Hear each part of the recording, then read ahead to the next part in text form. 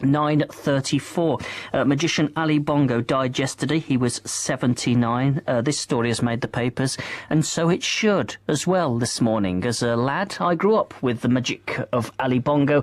He was one of the greats, wasn't he? Well, Gordon Drayson is a member of the Magic Circle. He was a friend of Ali Bongo. He joins us now. Gordon, good morning to you. Good morning. He was one of the greats, wasn't he? Fantastic man. Really, really nice. Very generous with his time. Had no enemies in the world. As I say, as a youngster growing up, Ali Bongo to me was magic. He was. I mean, he was on the David Nixon show as Alistair. He was David Nixon's friend and colleague on the show, and he went from there just from strength to strength. He went on to the Paul Daniels Magic Show. He had his own show, and he was always advising on some show or other. Just a man of great knowledge.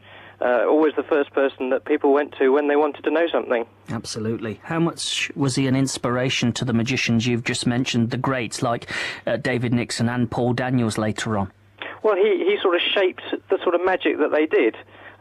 He would be one of the backroom boys that would come up with the ideas for the tricks.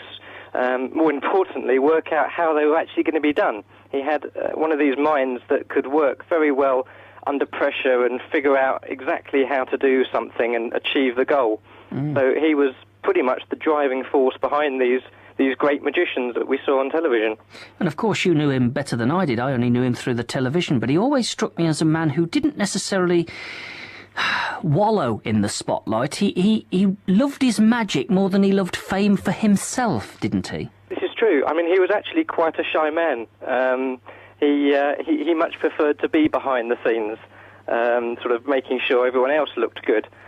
He was that sort of person. When he had an act called The Shriek of Araby, which you may or may not have seen, which was just completely madcap. He would run all over the stage and magical things would happen to him.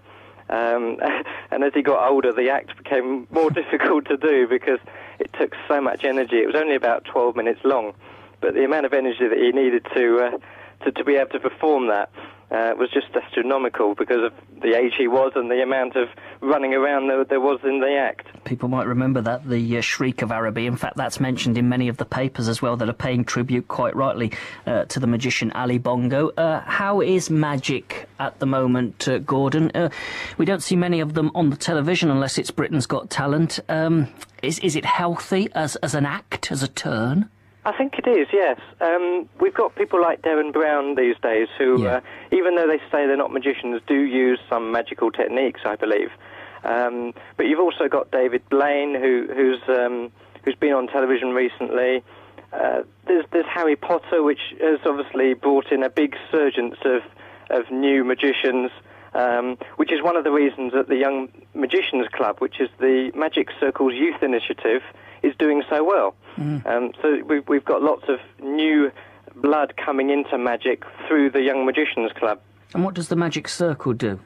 The Magic Circle meet on a Monday evening every week. We have our own headquarters in London.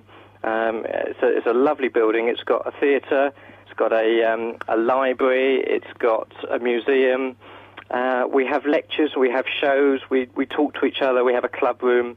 And then we put on public shows. So if you wanted to come to the Magic Circle and see Magic Circle performance, you could contact the Magic Circle and come to one of our Meet the Magic Circle evenings. Goodness me. And are you still sworn to secrecy about your tricks? Of course. If everyone knew how they happened, it wouldn't be of interest to anyone. Well, there's a bloke on the telly in a mask now who's trying to blow the cover of it all. I bet you hate him. He's trying very hard. It's very interesting because he managed to make an elephant disappear a little while ago, and I thought, well, there we go. I'm going to have to get rid of my forklift truck. Well, what's your favourite trick? What's your signature dish in terms of magicianship? For myself, or one that I've seen for other people? Well, for yourself.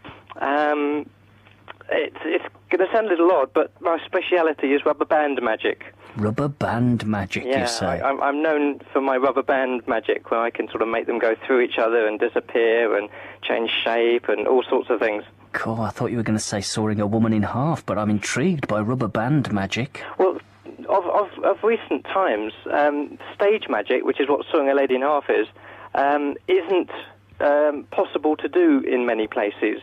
the variety theatres have all gone, which is where this sort of illusion would have been performed. And what's more common these days is close-up magic, where you have someone going around tables at a dinner or at a reception, going around and entertaining small groups of people. And that's one of my favourite types of magic, because you're right next to the audience. You're not on stage somewhere, you're not on television, you're actually there underneath their noses performing magic. Well, I do a bit of magic myself, so I want you now to pick a card, any card. Pick one of these. Have you got it? Yeah. Pick that card. Now, don't look at the card. Just think about the card. Try and send a message to me about the card. Yeah, I've got 5 of diamonds. Wow, that's brilliant. Thank you. How about that? That's very good. Magic on the radio. I have to be in the magic circle. It is. Tell people. Turn the card over. Tell them. Take your examination. Oh, an examination? Oh, yes. Oh, dear. It's very, very difficult to get into the magic circle. Oh, blimey. Which is why we only have 1,400 members. And Ali Bongo, of course, was our president. Was the president, and that's where we started this chat. It's been lovely speaking to you, Gordon. Well, thank you very much for having me. Good luck with the rubber band magic. I'd like to see some of that live. If you're ever in Oxford, come in and show me some. I will do. And it was the 5 of diamonds, wasn't it? It was. Good stuff. Well done. And a fitting tribute, well said as well, to William Wallace. That was the real name of Ali Bongo, who died yesterday, aged 79. It's 20 to 10. BBC Oxford. Travel news you can rely on. Rubber band magic. Here's Ross with the latest. How's it looking?